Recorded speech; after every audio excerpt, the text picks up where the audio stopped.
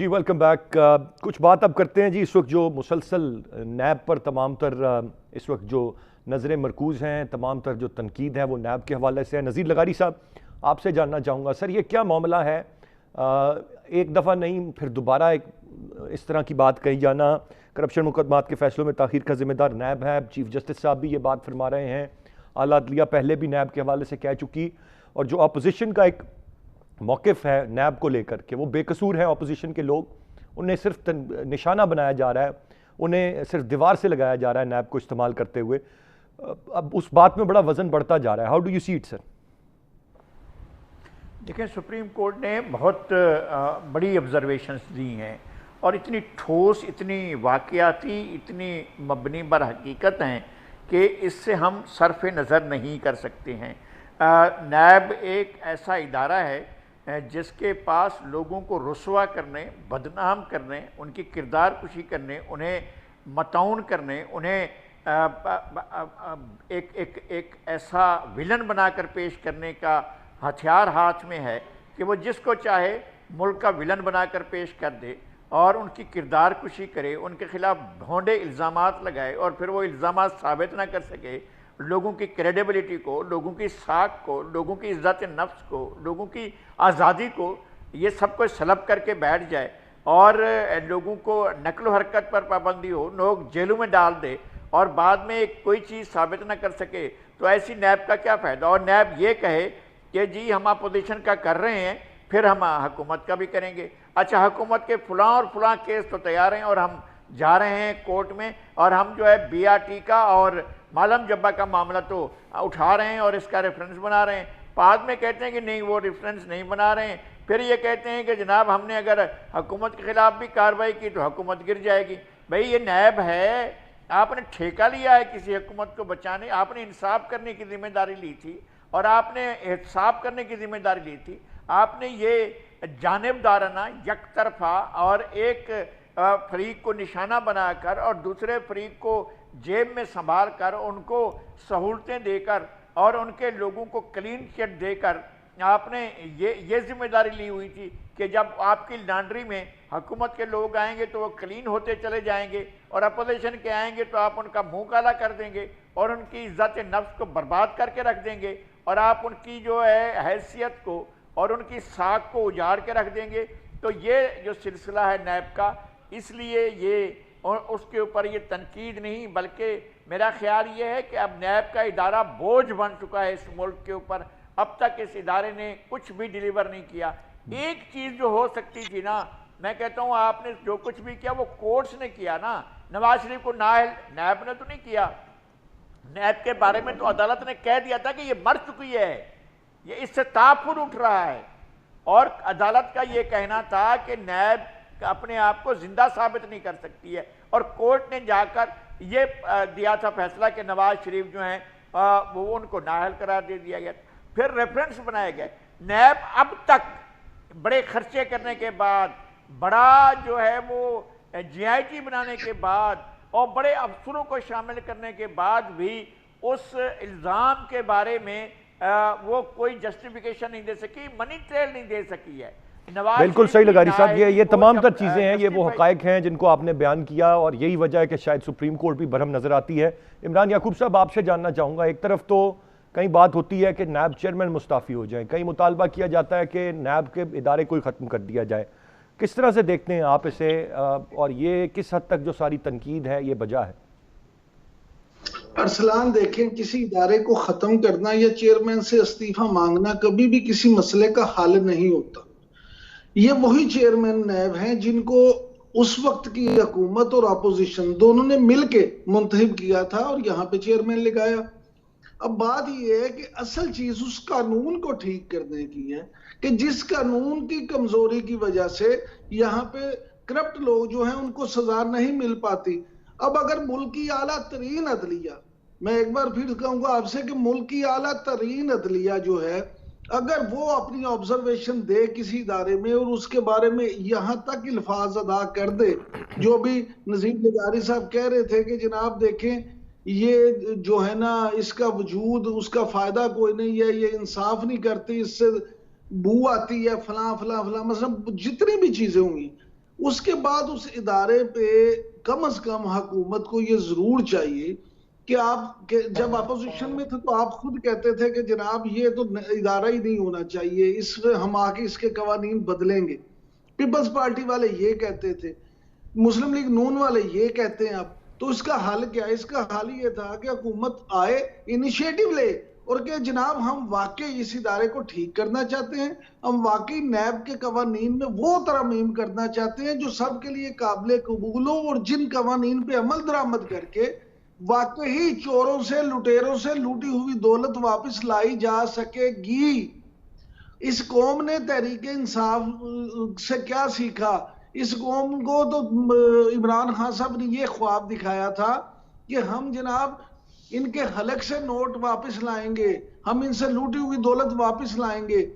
2 साल हो गए हैं, आप किसी एक सियासतदान से 1 रुपया वापस नहीं ला सके। और फिर आप ये जब इस तरह की चीजें सामने आएंगी तो आप कम से कम ये इनिशिएटिव तो ले सकते हैं कि आप कहते हैं जनाब कानून की ये कुछ पेचीदगी है, हमारे हाथ बंधे हैं, हम तमाम चीजों के बावजूद ये कर नहीं सके और सबूत नहीं मिले या हम इनको इंसाफ नहीं दिला सके और हम इनसे बरामदगियां नहीं कर सके, आए हमारे साथ मिल जाए। अगर अपोजिशन इनके साथ नहीं आती तो अपोजिशन अब एक्सपोज हो जाएगी, अवाम को अपोजिशन के बारे में भी ये इल्म हो जाएगा कि वाकई वो लूटी हुई दौलत वापस नहीं करना चाहते या वो लुटेरों को साथ देना चाहते हैं। देखिए आसिफ अली जरदारी साहब पे आपने किस तरह के इल्जामात नहीं लगाए, लेकिन क्या हुआ? क्या कुछ साबित हुआ? आपने मुस्लिम लीग नून के लीडरों पे किस तरह के इल्जामात नहीं लगाए, लेकिन क्या कुछ साबित हुआ? आपने वजीर आजम साबिक जो वजीर आजम थे नवाज शरीफ, उनको जब पकड़ा कितने आपने उन पे इल्जाम लगाए और फिर आपने उनको अदालत में देखा कि अकामा की बुनियाद पे उनको सजा हुई।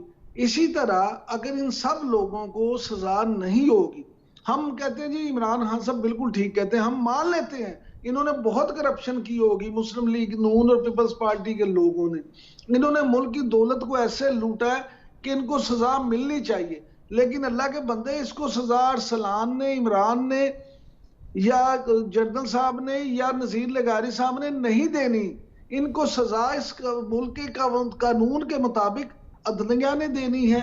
बिल्कुल दुरुस्त फरमाया आपने इमरान याकूब साहब। आपका मैं जरा जी बिल्कुल बिल्कुल के लिए बनाए राइटली सेट जी। जन साहब आपसे जानना चाहूंगा सर, ये तो एक रियलिटी है कि बेतहाशा केसेस और कोई एक भी चीज का साबित ना होना, हाई प्रोफाइल केसेस। मैं रियलिटी खोल देता हूं। देखिए बात ये पाकिस्तान की बदकिस्मती कि इक्तदार और करप्शन जो है वो एक जगह पे है, लिहाजा सबूत उस इक्तदार के लोगों ने देना होता है, लेकिन जब वो खुद शामिल हो जाते हैं तो आप देख लीजिए मियां नवाज शरीफ के ऊपर जब इल्जाम थे तो शायद खाकान अब्बासी वजीर आजम बन गए, पैसा हुकूमत का खाया गया हुआ है, मुल्क का खाया गया, जिस हुकूमत ने निकालना होता था पैसा उनसे रिकवर करना है, वो शायद खाकान अब्बासी अदालत के बाहर मियां साहब आवे आवे के नारे लगा रहा होता। आप हुकूमत से तामन मिल रहा है आपको? ये चीज थी जो आपके रास्ते में आ रही है कि आज करप्ट माफिया आपकी रियासत से ज्यादा मजबूत है। आप एक नेशनल सिक्योरिटी चैलेंज है आपके लिए आज करप्ट माफिया, या मुल्क है या नहीं है। नैब का जो मसला है आप उसको यूं देख लीजिए कि मेरे पे अगर मुकदमा हो और मैं अपनी सफाई या अपने आप को नैब से क्लियर कराने से पहले मैं मुतालबा शुरू कर दूं कि नैब खत्म कर दे, यह बड़ा गंदा अदारा है, जालिम है, कोई मेरी बात सुनी जाएगी? लेकिन भी ये इक़्तिदार और इन्फ्लुएंस है कि एक आदमी बैठ के 100 जर्नलिस्ट इकट्ठे करता है और उनको कहना शुरू करता है कि नैब को बंद कर दे। ये इन्फ्लुएंस है, क्योंकि आपकी आवाज वैल्यू रखती है, आप इक़्तिदार में हैं। मैं नहीं कह सकता कि नैब को बंद कर दें, मुझे कहा जाएगा कि जनाब पहले अपना मुकदमा भुगतें, अपने आप को बेगुनाह साबित करें। यहां से तमजरीफी यह है कि जिनके ऊपर मुकदमे हैं उनका, मुझे आपको सबको पता है कि जनाब इनकी अरबों की जायदादें बाहर हैं, अकाउंट्स बाहर हैं, लेकिन यहां पे यह मसला होगा कि आपको आपके मुंह से अपने आप को क्लियर कराने के बजाय यह सुना जाएगा कि नैब को बंद कर। अच्छा, अब दो चीजें, लेकिन जन साहब ऐसे में फिर नैब भी तो, अगर ये तमाम तर चीजें मुझे और आपको मालूम है तो नैब फिर साबित भी तो करे ना ये चीजें। नैब साबित भी कुछ नहीं करता। आपको मिलेगा, सारा जवाब मिलेगा मेरी बात में। मेरी जान, तुम मेरे 1 मिनट सुन लो मुझे। अब बात आ जाती है इमरान मसूद साहब ने जो 2 किस्से कहे, नवाज शरीफ का और और जरदारी साहब का। जरदारी साहब का केस नैब ने पीछे चलाया, जो उनका स्विट्जरलैंड में $60 मिलियन के उसका था। उसके दो रेफरेंस थे। पहला रेफरेंस गया अदालत में और इन्होंने फोटो कॉपी लगा के भेजी नैब ने। अदालत ने कहा जी फोटो कॉपी हमें कबूल नहीं, ये केस खत्म। ये नेक्सस है नैब और अदालत का। नैब ने क्यों नहीं ओरिजिनल डॉक्यूमेंट लगाई? इसके बाद महीने बाद दूसरा रेफरेंस गया, फिर यही फोटो कॉपी लगाई गई और अदालत ने कहा जी ये फोटो कॉपी है, केस खत्म। अदालत का काम था कि वो उनको कहती कि हम आपको 2 महीने देंगे, 3 देंगे, लेकिन आप फोटो कॉपी लेके आएंगे, केस ऐसे खत्म नहीं हो सकता। लेकिन अदालत भी मिली हुई थी, नैब मिला हुआ था कि एक रेफरेंस फोटो कॉपी, महीने बाद दूसरे में फिर फोटो कॉपी। अब नवाज शरीफ साहब का केस देख लें।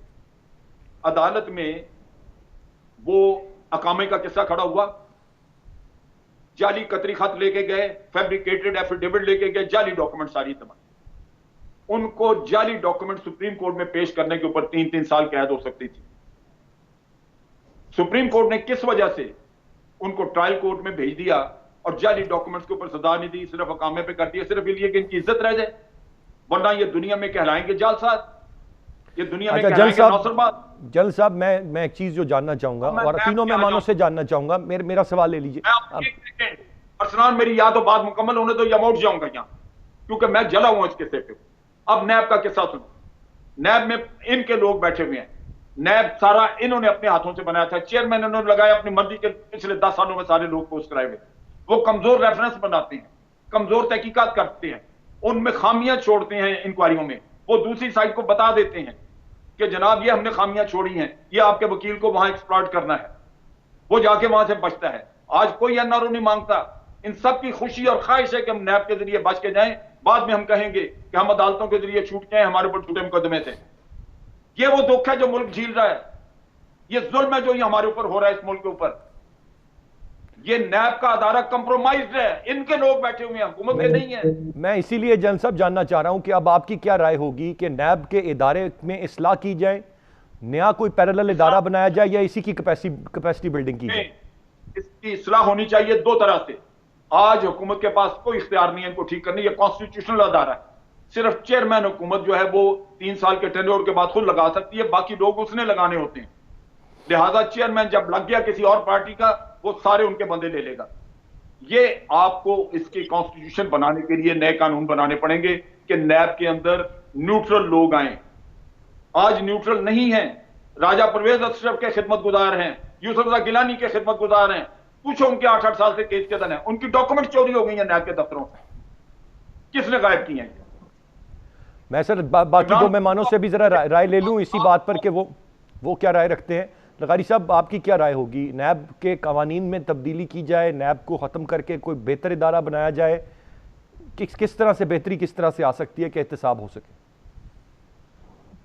बात यह है कि अगर इदारे में काम करने वाले लोग नेक नियति से काम कर रहे होते, लोग तो यही रहेंगे, आप कवानीन कुछ भी बनाएंगे, अफराद तो यही रहेंगे। बात यह है कि जो कानून के तकाज़े हैं वो पूरे होते हैं या नहीं होते हैं। इसी कानून के तहत ये तो हो सकता था ना कि 2 आदमियों को सुप्रीम कोर्ट ने बराह रास्त नाअहल करार दिया। एक नवाज शरीफ थे, उनके ख़िलाफ़ 2 रेफरेंस बनाए गए। असल बात मनी ट्रेल थी, मनी ट्रेल आखिर वक्त तक साबित नहीं हो सकी। दूसरी शख्सियत जहांगीर तरीन की थी, उनके ख़िलाफ़ कोई रेफरेंस नहीं बना। सुप्रीम कोर्ट जिस शख्स को नाअहल करार दे, तो सुप्रीम कोर्ट ने शौकिया तो नाअहल करार नहीं दिया था ना। सुप्रीम कोर्ट ने ये तो नहीं कहा था कि हमें इससे परखाश है, या इसकी शक्ल अच्छी नहीं लगती है, या ये बंदा ठीक नहीं है। उनने एक कानूनी प्रोसेस के बाद, एक हियरिंग के बाद और उनको सफाई का मौका देने के बाद उन्हें नाअहल करार दिया था। तो फिर क्या कर लिया नैब ने? अफराद तो यही रहेंगे। ये एक आला कार हैं, आला जिसके सर पर चाहें आप मार दें, इसी तरह से ये आले के तौर पर काम कर रहा है। आप इनके ऊपर चेक रखें। आप बताएं, खुद बताएं ना कि जब मुहतसिब आज़म के बारे में कैसेट आई थी तो हमने क्या कर लिया था। इनके अपने बारे में जो लफ्ज़, जो खुद इनकी अपनी ज़ुबान से अल्फाज अदा हो रहे थे, इसके बाद तो इन्हें आज खुद मुस्तफ़ी हो जाना चाहिए था। बिल्कुल बजा फरमाया आपने। मेरे पास वाक़ा में क्विकली इमरान याकूब साहब का पॉइंट ऑफ व्यू भी इस पर ले लूँ। इमरान याकूब साहब, क्या इस्लाह हो जानी चाहिए, कवानीन तब्दील हो जाने चाहिए, नया इदारा बनना चाहिए? बहुत प्रिसाइजली बता दीजिएगा, वक्त खासा कम है सर। सर मेरी राय तो ये है अरसलान साहब कि हम कितनी देर तक इदारे बनाते रहे? जब आपके पास पुलिस मौजूद है, जब FIA मौजूद है, जब आपके पास एजेंसीज मौजूद हैं, तो मैं तो जाती तौर पे समझता हूं कि नए नए इदारों की जरूरत ही नहीं होती। FIA ये तमाम काम कर सकता है, लेकिन असल चीज है कानून की बालादस्ती। बारे जुर्म जो है ना, वो जब जिसने साबित करना है उसी ने साबित करना है। आप मुझे ये बताएं कि अगर आप 20 इदारे नए बना लें, लेकिन आपके बिल ही नहीं होगी किसी को सजा देने की, तो आप जो मर्जी कर दें। खुदा का वास्ता, इस मुल्क में जब तक कानून की बालादस्ती का माहौल नहीं बनाया जाएगा, कानून की बालादस्ती कायम नहीं की जाएगी, तो किसी इदारे से कोई फायदा नहीं होगा। आप मेहरबानी करें, आप जो जुडिशियल रिफॉर्म्स की बात करते थे उन पे अमल करवाएं, आप कानून की बालादस्ती करवाएं। आप देखेंगे यही पुलिस, यही FIA आपको बेहतरीन रिजल्ट देंगे, आपको किसी तीसरे इदारे की जरूरत ही नहीं रहेगी। लेकिन अगर आप इसी तरह से करेंगे कि मालम जब्बा केस पीछे चला जाए, BRT पीछे चला जाए, फलां केस पीछे चला जाए, फलां केस आगे आ जाए, तो फिर आपको बिल्कुल सही याकूब साहब, पड़ेगा। कानून की बालादस्ती आपने बजा फरमाया, ये सबसे पहली और बुनियादी चीज़ है। मैं बहुत शुक्रिया अदा करना चाहूँगा तीनों मौजूद मेहमानों का। आज के प्रोग्राम से इतना ही। अरसलान खालिद को इजाज़त दीजिए, अल्लाह ने के बाद।